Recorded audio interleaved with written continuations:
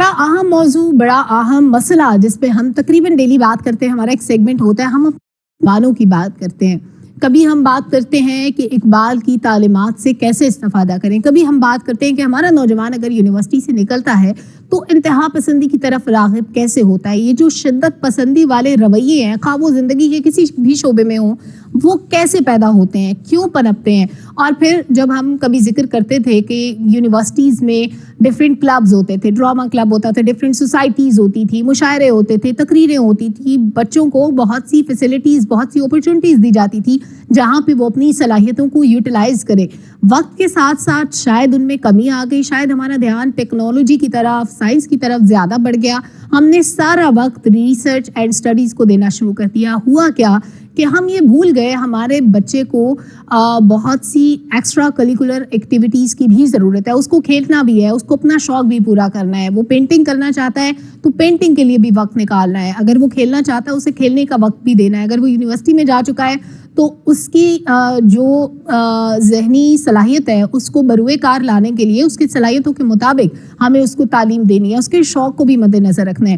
ان ساری چیزوں میں ہم کہاں پیچھے رہ گئے، اس پہ بات کرنے کے لیے ہمارے ساتھ موجود ہیں انٹرنیشنل اسلامک یونیورسٹی سے وائس پریزیڈنٹ پروفیسر ڈاکٹر نبی بخش جمانی صاحب۔ السلام علیکم، ویری گڈ مارننگ سر، کیسے ہیں آپ؟ جی الحمدللہ، آپ خیریت سے ہیں؟ الحمدللہ گڈ سر۔ کچھ تو میں نے تمہید میں ذکر کر دیا کہ ہمارے نوجوان کی ریکوائرمنٹس کیا ہیں، ہم ان ریکوائرمنٹس کو کس حد تک پورا کر رہے ہیں، تعلیمی اداروں کے حوالے سے میں بات کر رہی ہوں۔ بسم اللہ الرحمن الرحیم۔ آپ نے سب سے پہلے تو مجھے خوشی ہوئی کہ آپ کا موضوع، آج کا جو موضوع ہے بہت ہی امپورٹنٹ موضوع ہے، کیونکہ یہ ہمارے معاشرے کا اس وقت تعلیمی حوالے سے، سیاسی حوالے سے، ثقافتی حوالے سے، سماجی حوالے سے بہت ہی اہم ایشو ہے۔ بالکل۔ آپ کا سوال تھا کہ ہمارے نوجوانوں کے کیا مسائل ہیں۔ کہ میں ایز اے یونیورسٹی کا استاد یا پروفیسر تو میں دیکھوں گا کہ ان کے سب سے پہلے تو دیکھوں گا کہ ان کے تعلیمی کیا مسائل ہیں، ان کے سیکھنے کے کیا مسائل ہیں، ان کی تربیت کے کیا مسائل ہیں، ان کی کردار سازی کے کیا مسائل ہیں۔ صحیح۔ تو جب کوئی بھی شاگرد اسٹوڈنٹ یونیورسٹی میں پہنچتا ہے تو وہ ایک خاص درجے کی پہلے ایک ذہنیت، ایک شخصیت بنا کے آتا ہے۔ ایک انسان کی، ایک انڈیویڈول کی شخصیت بننے کے لیے یونیورسٹیوں کا تو اہم کردار ہے، لیکن ہمیں یہ نہیں بھولنا چاہیے کہ جس ادارے سے وہ آیا ہے، جس کلچر سے وہ آیا ہے، جس ماحول سے اس کی تربیت ہوئی ہے، اس میں اسکول اور کالج اور اس کا جو سماجی یا فیملی سیٹ اپ ہے، اس کا بہت بڑا عمل دخل ہے۔ صحیح۔ ہم دیکھتے ہیں کہ اسٹوڈنٹ جب یونیورسٹی پہنچتا ہے، کیونکہ ہم یہاں نیشنل لیول پہ کام کریں، بلکہ انٹرنیشنل اسلامک یونیورسٹی ایک انٹرنیشنل ادارہ ہے جس میں تقریباً 1500 سے 2000 تک، 1800-1900 تک بین الاقوامی اوورسیز اسٹوڈنٹس ہوتے ہیں۔ بالکل۔ تو اگر ہم پاکستانی پس منظر کی بات کریں یا پاکستانی سیٹ اپ کی بات کریں تو ہمیں یہ دیکھنا ہوتا ہے کہ ہمارے جو مختلف علاقوں سے جو لوگ آتے ہیں، آپ کو یہاں ہر ضلع کا، ہر تحصیل کا موسٹلی شاگرد ملے گا، کیونکہ ملا جلا کے ہمارے 30,000 جب شاگرد ہیں تو مختلف علاقوں کے، مختلف اضلاع کے لوگ آتے ہیں۔ صحیح۔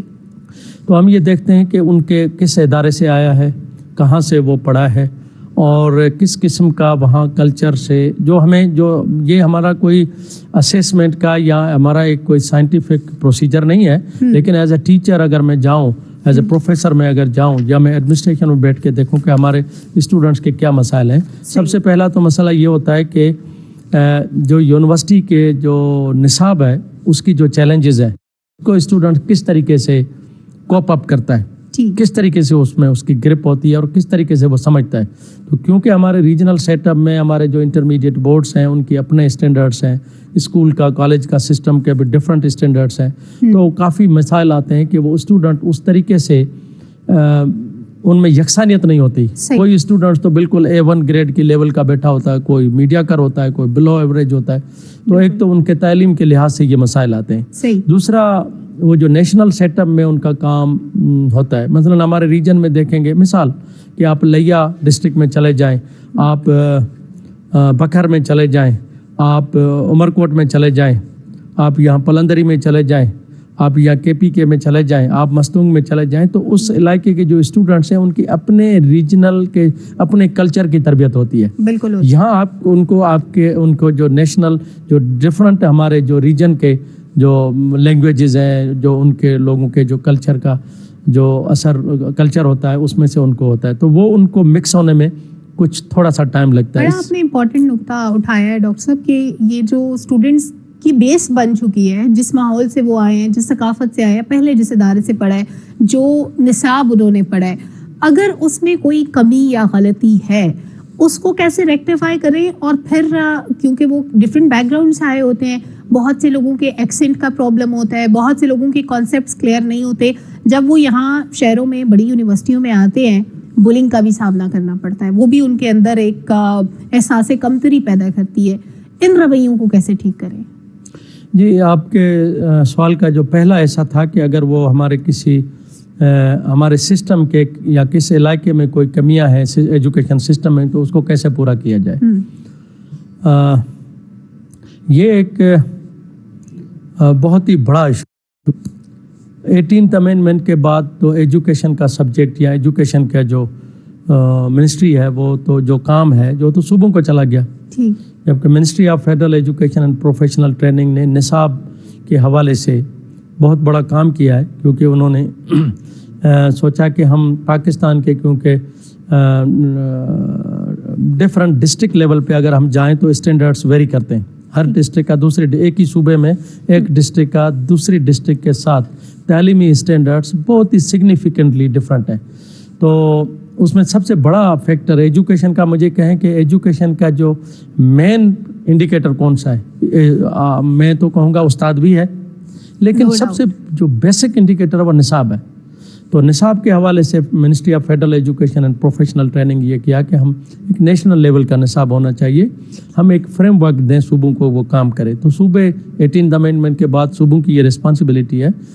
تو صوبوں کو چاہیے کہ وہ جو فیڈرل گورنمنٹ کی جو گائیڈ لائنس ہے یا فریم ورک ہے نصاب کا, اس پہ بہت جیسے نیشنل کریکولم فریم ورک ہے کہ ہمارا جو انٹر کرنے والا بچہ 15 16 17 سال والا بچہ کیا نفسیاتی, سماجی, کون سے بایولوجیکل, اس کی شخصیت میں کون سی تبدیلیاں وقوع ہو رہی ہیں, اور ان کو اور تعلیم میں کس قسم کے مواد ہونا چاہیے جو اس کی سوچ میں, اس کی شخصیت میں بایولوجیکل, جو مثلا وہ بلوغت کی طرف آ رہا ہے تو کس قسم کے جذبات, کس قسم کی کیفیات پیدا ہوتی ہیں.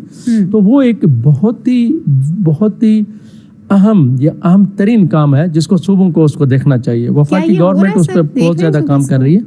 صوبے دیکھ رہے ہیں اس کو, کیونکہ 18th امینڈمنٹ ایک آئینی تقاضا, یہ صوبوں کی ذمہ داری ہے. میں یہاں ڈائریکٹ بیٹھ کے صوبوں پہ تنقید کرنے سے اوائڈ کرتا ہوں. نہیں, ہم تنقید نہیں کر رہے ہیں, ہم ایک پرابلم کو آئیڈینٹیفائی کر رہے ہیں تاکہ اس کا حل تلاش کیا جا سکے.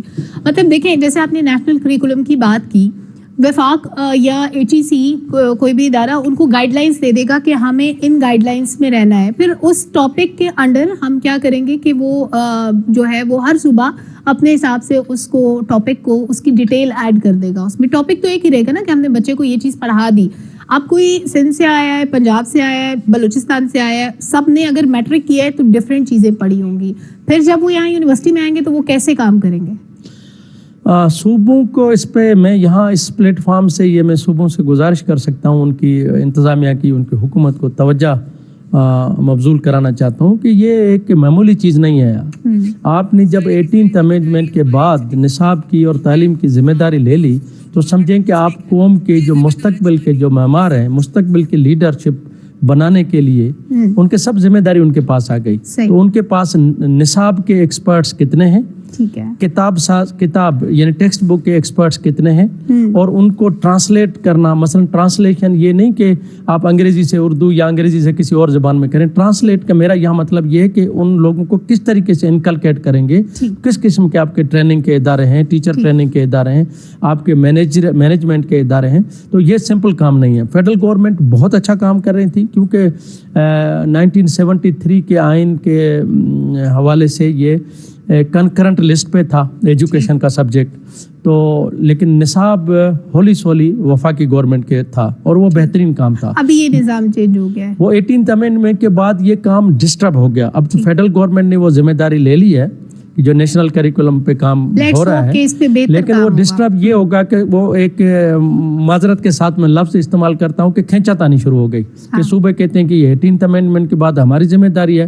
تو میں as a Pakistani citizen, as a responsible citizen expect کرتا ہوں کہ آپ کیا ایز اے پاکستانی قوم کا جو مستقبل کا جو لیڈر بچوں کے بہتر مستقبل کے لیے کام کرنا، کس قسم کا نصاب دے رہے اور کس قسم کا تعلیمی نظام بن رہا ہے جو ایز اے ایک انڈیویجول میں کس قسم کی پاکستانیت اور کس قسم کی شخصیت ہمیں اپنے بچوں کو رائٹ ڈائریکشن میں لے کے جانا ہے. لبے لباب یہ بات کا. اچھا، آپ کے پاس کیونکہ انٹرنیشنل اسٹوڈینٹس بھی آتے ہیں بہت سارے، جب آپ کے پاس کسی اور ملک سے کوئی اسٹوڈنٹ آتا ہے ایک ہی کلاس میں اور اس میں ایک پاکستانی اسٹوڈنٹ بھی موجود ہوتا ہے، ان کے رویوں میں، ان کے جو سائیکولوجیکل اسپیکٹس ہوتے ہیں ان میں، ان کی جو انڈرسٹینڈنگز ہوتی ہیں ان میں کیا ڈفرینس دیکھتے ہیں آپ؟ ہماری یونیورسٹی میں سوشل سائنس فیکلٹی میں ایسی اسٹڈیز بھی ہوئی ہے کہ جی مثلاً ایجوکیشن ڈپارٹمنٹ نے کی ہے، سائیکالوجی ڈپارٹمنٹ نے کی ہے، سوشالوجی ڈپارٹمنٹ نے کی ہے کہ جو انٹرنیشنل اسٹوڈنٹس ہیں ان میں اور جو ہمارے جو نیشنل اسٹوڈنٹس ہیں ان میں اکلچریشن کیسے ہو سکتی ہے، وہ کس طریقے سے اور ایشوز کیا آ رہے ہیں.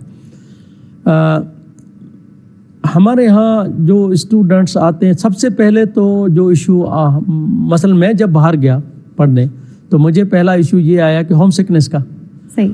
سب سے پہلے تو یہ اور نمبر 1، اور دوسرا کلچرل ڈفرینسز کا. کلچرل اگر آپ کامن ویلتھ کنٹری میں چلے جاتے ہیں تو آپ کو پاکستان سے آپ کسی بھی کامن ویلتھ میں چلے جائیں، مثلا UK میں چلے جائیں، آسٹریلیا میں چلے جائیں، تو آپ کو اتنا کلچرل شاک تو کلچرل ڈفرینس تو نظر نہیں آئے گا. Language is too strong indicator اور the factor of the culture, لیکن کیونکہ ہم سب انگریزی جانتے ہیں جو پڑھتے ہیں، جو یونیورسٹیوں میں کام کر رہے ہیں، جو ریسرچ کرتے ہیں، تو اس لیے کلچرل ڈفرینس نہیں ہوتا. وہ جب آتے ہیں تو ان کا ہماری پوری کوشش ہوتی ہے کہ ان اسٹوڈنٹس کو اس قسم کی سوشل گیدرنگس کروائی جائے. اس قسم کے ہماری جو اسٹوڈنٹ ایڈوائزری آفس ہے وہ ان کے ایک سوشل کلچرل پروگرامس کراتے ہیں. ہمارا ایک کلچرل ویک بھی ہوتا ہے، اس میں مثلا آپ انڈونیشیا کے اسٹوڈنٹ سے اپنا کلچر ڈسپلے کرتے ہیں، سوڈان کے اسٹوڈنٹ اپنا کرتے ہیں، تھائی لینڈ کے اسٹوڈنٹ اپنا کرتے ہیں، چائنا کے اسٹوڈنٹ اپنا کرتے ہیں. اسی طرح ہمارے جو ملک میں جو ریجنل جو کلچرل ویریشنس ہیں یا کلچرل جو فلیورس ہیں وہ اپنا پروگرام پیش کرتے ہیں. ہماری یہ کوشش ہوتی ہے کہ ان کو ایک جو ہماری سائیکولوجیکل سروسز بھی ہیں وہ ہم اسٹوڈنٹس کو دیتے ہیں، پلس ہماری جو اسٹوڈنٹ ایڈوائزر آفس ہے وہ ان کے ایسا مکس اپ کرنے کے پروگرامس کراتے ہیں. اور ہر ڈپارٹمنٹ ان کا ایسے پروگرامس کراتے ہیں تاکہ ان اسٹوڈنٹس کو ایک تو وہ ہوم سکنس فیل نہ ہو اور دوسرا جو کلچرل ڈفرینس ہے اس میں وہ ایزینس فیل کریں اور ان کو بہت زیادہ ایک ویلکمنگ انوائرمنٹ دیا جائے. ڈفرینسز نظر آتے ہیں، ان کے ایشوز ہیں تو ان کو ایڈریس تو کرنا پڑتا ہے. ایک انسان ہے، ہر بچہ، ہر انڈیویجول کی نیڈس بھی ڈفرینٹ ہے، ریکوائرمنٹس اور پھر اس کی ڈیمانڈس بھی ڈفرینٹ ہے. ہر بچہ ایک جتنی ٹینشن اس کو نہیں چاہیے ہوگی. ایک بچے کو آپ 1 منٹ میں بات سمجھا دیں گے، ایک بچے کو ہو سکتا ہے 1 گھنٹہ لگ جائے بات سمجھانے میں. It's very different from every aspect. اچھا، اب کیونکہ انتہا پسندی ہمارا موضوع ہے، انتہا پسندی ایک ایسا مسئلہ ہے جسے ہم ڈیل کرنے کے لیے بات تو کرتے ہیں لیکن کوئی کنکریٹ، کوئی سالڈ سلوشن ہمارے پاس نہیں ہے کہ ہماری پڑھی لکھی نوجوان نسل اور پھر وہ ایک طبقہ جو کم پڑھا لکھا ہے، ہم ان کو انتہا پسندی سے، شدت پسندی سے یا شدت پسندوں کے ہاتھوں میں جانے سے بچا سکیں. اس کے لیے ہم کیا میئرز لے سکتے ہیں، بیسک میئرز؟ اس میں تعلیمی اداروں کا بھی بہت امپورٹنٹ کردار ہے، لیکن اب کیونکہ یہ جو میڈیا، خصوصاً سوشل میڈیا، اس نے پینیٹریشن کیا ہمارے سوچوں میں، ہمارے کلچر میں، ہمارے سوشل سسٹم میں، ہمارے ایجوکیشنل سسٹم میں، ہمارے traditional classroom set up میں. سوشل میڈیا بہت زیادہ، میں I will not hesitate in seeing کہ اس نے بری طرح افیکٹ کیا ہمارے تعلیمی نظام کو، ہمارے سماجی اور ہمارے شعور کو بہت زیادہ متاثر کیا ہے. تو تعلیمی اداروں کو تو بہت بڑی ذمہ داری ادا کرنی چاہیے.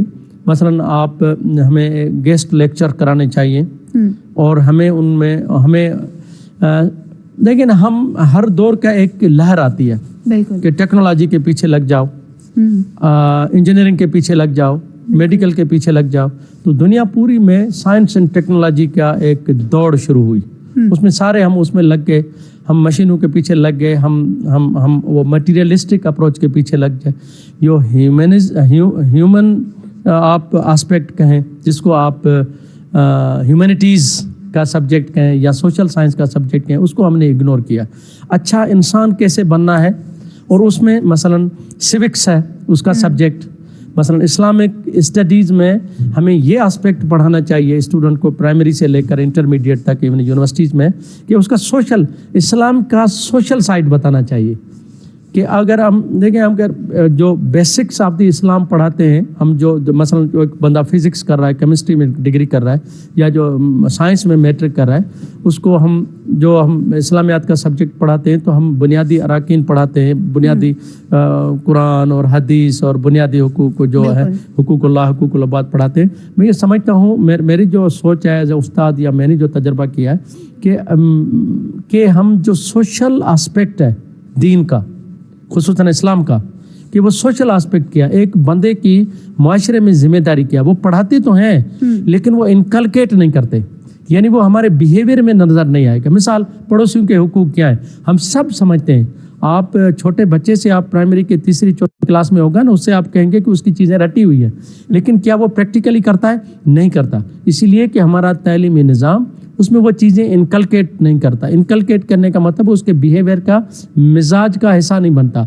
तो मैं ये समझता हूँ कि हमें क्या करना चाहिए तालीमी इदारों को, कि इंसान के जो समाजी और सकाफती और कौमी जिम्मेदारियाँ क्या हैं, वो उसमें इनकलकेट करने हैं। मैं आसान लफ्ज़ों के उसमें शख्सियत में इंजेक्ट करनी है, कि उसके बिहेवियर में नज़र आनी चाहिए, उसमें अच्छा मुसलमान नज़र आना चाहिए, अच्छा शहरी नज़र आना चाहिए, अच्छा पाकिस्तानी नज़र आना चाहिए, अच्छी सोसाइटी का फ़र्द नज़र आना चाहिए। वो ये कि मेरा मुआशरे की तरह, मुआशरे का मेरे पे क्या हुकूक है, ये आना चाहिए नज़र। सर, ये किस लेवल पे हो? ये बेसिक लेवल पे हो, ये मिडिल लेवल पे हो, या फिर यूनिवर्सिटी या ये सब लेवल पे होगा। ये सब लेवल पे इसीलिए होगा कि हम जो निसाब में, हम ये जो निसाब की जो फील्ड है उसमें ये कहते हैं कि जो पहली क्लास से, या आप किंडरगार्टन से शुरू करते हैं, तो ज़ीरो से शुरू करते हैं, तो ये एक पिरामिड अप्रोच होती है। तो आप जाके इंटरमीडिएट तक जाके आप एक लेवल पे एक्सपेंशन ऑफ द नॉलेज, उसके जो नॉलेज है, स्किल्स है, वो कर लेते हैं। उसके बाद वो एक्सपेंशन, मसलन आप बैचलर में आता है तो वो एक्सपेंशन आस्ता फनल की सूरत में आ जाता है, वो PhD and post doctor level तक अगेन वो एक नुक्ते पे आ जाता है। सर, तो ये एक होलिस्टिक अप्रोच होगी। ठीक, अच्छा शहरी बनाने के लिए हम एफर्ट्स भी करेंगे, लेकिन हम अभी तो बात करें ना एक्सट्रीम केसेस की, जो इंतहा पसंदों के हाथों लोग एक्सप्लॉइट हो जाते हैं, या उनकी बातों में आ जाते हैं, या उनका जहन ख़राब हो जाता है और वो भूल जाते हैं कि वो किस रसूल के उम्मती है, वो किस माशरे के शहरी हैं, उनका मज़हब क्या है। ये चीज़ें बहुत पीछे रह जाती हैं जब लोग इन एक्टिविटीज़ में इन्वॉल्व होते हैं। एक बड़ा कॉमन सा प्रॉब्लम है जो शायद हमारे इर्द गिर्द बहुत ज़्यादा पाया जाता होगा, अदम बर्दाश्त। हम मुखालिफ राय रखने वाले को बर्दाश्त नहीं करते।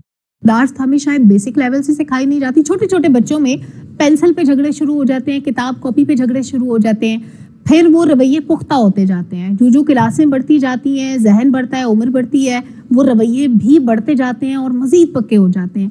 क्या हम इन रवैयों पे काम कर रहे हैं, बच्चों के साइकोलॉजिकल बिहेवियर्स पे? बहुत अच्छा नुक्ता आपने सामने लाया। हम क्या कर रहे हैं और हमें क्या करना चाहिए, इस हवाले से हमें मसलन छोटे छोटे क्लास में जो छोटे छोटे बच्चे हैं वो पेंसिल पे लड़ लेते हैं और आपस में इस किस्म को, छोटी लेवल पे जो लड़ाई होती है वो आर्जी होती है। एक लम्हे में वो होंगे और एक लम्हे के बाद वो दोस्त बन जाते हैं। हाँ। लेकिन वो रवैये आगे जब परवान चढ़ते हैं और आगे पक्के हो जाते हैं, आगे चल के आगे क्लासेस में ये आ जाते हैं और उसमें ऐसी चीज़ें ठोस जाती हैं उनके दिमागों में जो उन पे इख्तलाफात और तअस्सुब और हसद की चीज़ें आ जाती हैं। हम क्लेम तो करते हैं हमारे निसाब में, हमारे किताब में, हमारे तालीमी निज़ाम में ये सब चीज़ें मौजूद हैं। मैं अगेन कहता हूँ कि उनको प्रॉपर इनकलकेट नहीं किया जाता है। मेरे जहन में एक चीज़ आई कि अब हमारी जो गवर्नमेंट को, हमारी खुसूसन जो तालीम के जो सूबों में और वफाक में, हमें एक स्पेशल क्रैश प्रोग्राम शुरू करने चाहिए। एक मॉड्यूलर अप्रोच के थ्रू एक ट्रेनिंग का सिस्टम शुरू करवाया जाए कि जो तशद्दुद और अदम बर्दाश्त और को एग्जिस्टेंस کے حوالے سے جو کمیاں ہیں، ایک باقاعدہ ٹیچرز کی ٹریننگ کا اور نصاب کا اور سیمینارز اینڈ کانفرنسز اور ورکشاپس کروائی جائیں اسکول لیول تک، کالج لیول تک، یونیورسٹی لیول تک، تاکہ کس طریقے سے ہم ایک دوسرے کو برداشت کریں. مذہبی انتہا پسندی، ہم ہمارے کلچرل کے حوالے سے ہم جو بلنگ کا اپنی بات کی تھی کہ اور ان کی تعلیمی پستی کے حوالے سے بھی بلنگ ہوتی ہے، کلچر کے حوالے سے بھی ہوتی ہے. تو ہمیں کلچرل کو ایگزسٹنس ہے یا سوشل حوالے سے برداشت، اس لحاظ سے میں سمجھتا ہوں کہ ایک کمپین شروع کرنی چاہیے. یہ کوئی عارضی لہر نہیں ہے. دیکھیں یہ شخصیت کا حصہ بن جاتا ہے، قوموں کا حصہ بن جاتا ہے. آج کا جو نوجوان ہے اگر یہ ایسا بن جاتا ہے، وہ فیوچر کا لیڈر ہے ہماری قوم کا، تو وہ کس طریقے سے کرے گا. یہ ہماری ایک نیشنل ایجنڈا بننا چاہیے کہ عدم برداشت، حسد اور ان چیزوں کو کس طریقے سے کو ایگزسٹنس کس طریقے سے لے کے جانا چاہیے، یہ کرنا چاہیے ہمیں. یعنی آپ نے کیمپین کا ذکر کیا تو ہمیں اس پرابلم کو کاؤنٹر کرنے کے لیے سوشل میڈیا کا بھی سہارا لینا چاہیے. میں پہلے کہہ چکا ہوں کہ social media has been a strong indicator, vehicle of weapon سمجھیں کہ اس کو ہمیں استعمال کرنا چاہیے. اور جو ہو تو رہے ہیں، لیکن میں سمجھتا ہوں کہ اس کو ایک نیشنل کمپین بنانا چاہیے. مختلف پروگرامز ہو رہے ہیں. مثلا ہماری یونیورسٹی سے پیغام پاکستان ایک پروگرام شروع ہوا ہے کہ ہم بتائیں کہ وہ ایک کو ایگزسٹنس کیا ہے اور پاکستان کا اصل فارمیٹ، اصل شکل کیا ہونی چاہیے، مذہبی انتہا پسندی کیا ہے، ملک میں جو شدت کا جو رویہ آ گیا اس کو کیسے کیا جائے. یہ اس قسم کی مہمیں چل رہی ہیں. ان کو میں سمجھتا ہوں کہ اس کو بھرپور طریقے سے ہر ادارہ، ہر انسٹیٹیوشن، ہر یونیورسٹی کو اس کو لینا چاہیے کہ ہم ایک دوسرے کو برداشت کیسے کریں اور اسٹوڈنٹ کی کردار سازی کے جس طریقے سے ہم ہر سبجیکٹ پہ زور دے رہے ہیں، اسٹوڈنٹ جی پی اے لینے کے، اسکورنگ لینے کے چکر میں اس طریقے سے کردار کے بھی اسکورنگ کی جائے، اسٹوڈنٹ کی اسیسمنٹ کی جائے. سجیشن کہ نیشنل لیول پہ ایک کیمپین ہونی چاہیے اور تقریباً ہر یونیورسٹی کو اپنے لیول پہ کچھ اقدامات کرنے چاہیے تاکہ کوئی ایگزسٹنس پہ بات ہو سکے، شدت پسندی کے رویے پہ بات ہو سکے. بات نہیں کریں گے تو مسائل حل نہیں ہوں گے. بہت شکریہ پروفیسر ڈاکٹر نبی بخش جمانی صاحب ہمارے ساتھ موجود تھے. بہت یوزفل ڈسکشن رہی اور بہت سی سجیشن سامنے آتی ہیں روزانہ جب ہم گفتگو کرتے ہیں تو اس کا لب لباب کسی نہ کسی سجیشن کی صورت میں ضرور نکلتا ہے. اگر ہم سوشل میڈیا کے تھرو اس پرابلم کو کاؤنٹر کرنے کی کوشش کریں، ایک کاؤنٹر کیمپین چلائیں، جیسے ہم پروپیگنڈا وار کا ذکر کرتے ہیں، تو پروپیگنڈا وار کو کاؤنٹر کرنے کا سب سے اچھا ٹول یہ ہے کہ آپ بھی کاؤنٹر سجیشنز ریڈی کریں، کاؤنٹر پلانز لے کے آئے. تو کاؤنٹر پلان سب سے اچھا یہی ہے کہ آپ فیس بک پہ، انسٹا پہ، ٹویٹر پہ، ہر جگہ پہ چھوٹے چھوٹے شارٹ میسیجز بنائیں. ہر انڈیویجول جو مجھے دیکھ رہا ہے، سن رہا ہے، اس پلیٹ فارم سے جتنی انفارمیشن آ رہی ہے اس کو یوٹیلائز کریں. آپ کے معاشرے کی بہتری میں یہ کام آئے گی. صرف میرے کہنے سے یا ڈاکٹر صاحب کے کہنے سے معاملہ حل نہیں ہوگا، بلکہ ہر انڈیویجول کو اپنا حصہ ڈالنا ہے، اپنا رول پلے کرنا ہے. زندگی کے ہر شعبے میں یہ فارمولا اپلائی ہوتا ہے، وہ کوئی بھی کام ہو، آپ کو اپنا